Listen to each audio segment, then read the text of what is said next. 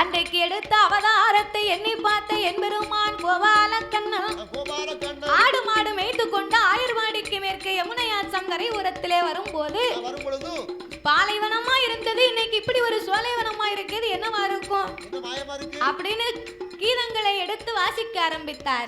சீங்குழலை எடுத்து அவர் கீதத்தை வாசித்தார். பாருங்க, ஆடு மாடு அசையுவதை போலவே ஆண்டவே சிவபெருமான் செவ்வரளி கொப்புக்குள்ள சுதி தவறாமல் தன்னை மறந்து இசைக்கு மயங்கி ஆடிக்கொண்டிருந்தார். அப்ப என்பெருமான் பார்த்தார், எல்லா செடியும் சும்மா நிக்க, இந்த செவ்வரளி கொப்பு மட்டும் தன்னை மறந்து சுதி தவறாமல் ஆடிக்கொண்டிருந்தார்.